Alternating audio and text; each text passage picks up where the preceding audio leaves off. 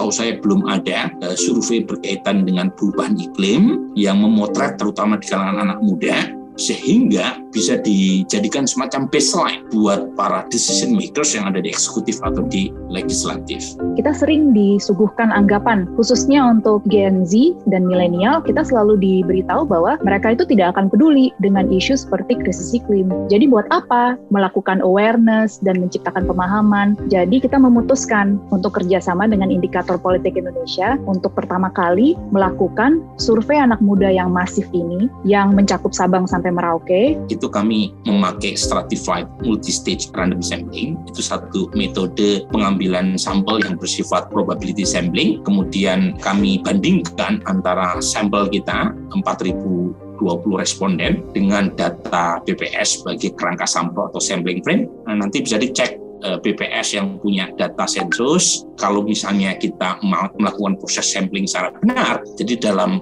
konteks akademik, itu bukan soal banyaknya sampel, tetapi bagaimana proses penarikan sampel itu dilakukan. Karena sampel kita mendekati populasi, kami punya kepercayaan diri untuk mengatakan bahwa generasi Z dengan generasi milenial yang kita rilis beberapa waktu lalu, itu betul-betul mewakili populasi.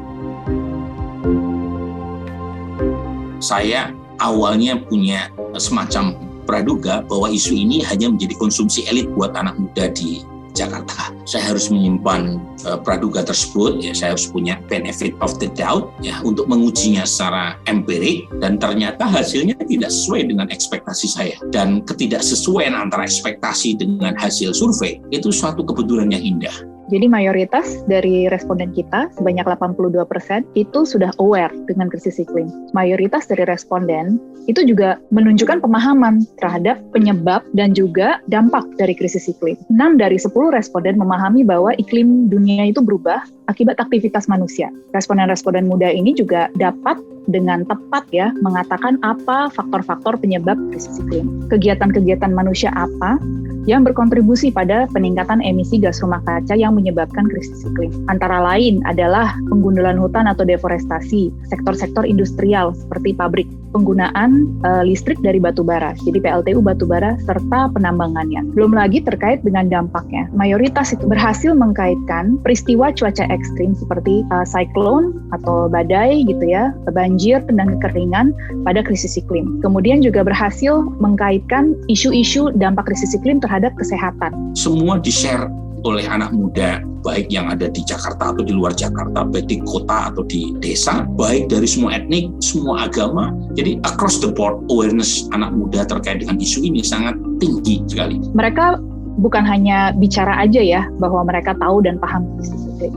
Tapi 92% dari responden itu mengatakan bahwa kita semua harus rela berkorban untuk melindungi lingkungan. Jadi mengindikasikan bahwa mereka rela untuk komit pada individual action, membeli produk ramah lingkungan, mendaur ulang lebih banyak sampah, mengurangi limbah sampah, lebih sering beralih dari transportasi yang menghasilkan emisi ke transportasi yang tidak menghasilkan emisi seperti bersepeda atau transportasi umum. Dan terlebih lagi ada willingness to pay, bahkan lebih dari sepertiga yang mengatakan bahwa mereka itu willing loh untuk membayar lebih setiap bulannya sebanyak Rp30.000 untuk mendukung climate action, apakah itu misalnya pungutan untuk climate atau misalnya bahkan carbon tax. Kebetulan jumlahnya sama loh dengan carbon tax yang baru-baru ini diundangkan. Jadi 30.000 itu bisa membayar untuk 1 ton karbon. Tapi Gen Z dan milenial juga menyorot peran pemerintah di sini. Dan ada anggapan yang sangat kuat bahwa pemerintah harus berbuat lebih banyak untuk mengatasi perubahan iklim. Sebanyak 4 dari 5 responden mengatakan demikian, bahwa mereka ingin melihat pemerintah untuk berbuat lebih. Dan juga 4 dari 5 responden sepakat bahwa kita harus melindungi dan melestarikan lingkungan walaupun itu memperlambat pertumbuhan ekonomi. Jadi kalau misalnya masih ada anggapan bahwa Gen Z dan milenial itu tidak tahu dan tidak paham krisis iklim, ini sudah jelas dibuktikan bahwa anggapan itu tidak benar.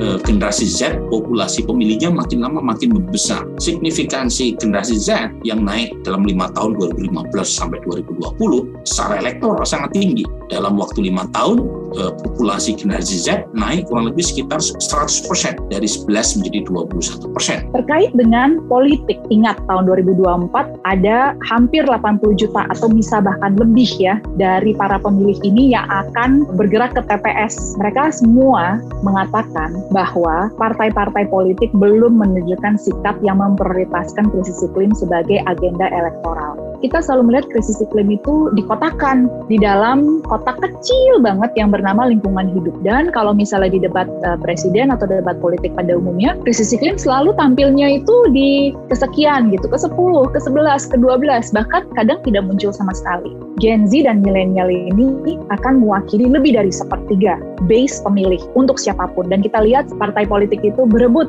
untuk merangkul pemilih pemula dan pemilih muda ini.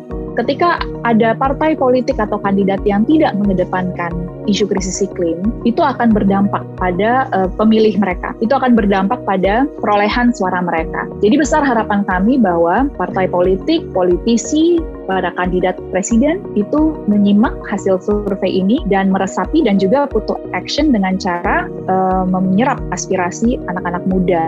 Karena krisis iklim itu mendapatkan perhatian yang sangat besar dari pemilih pemula dan pemilih muda.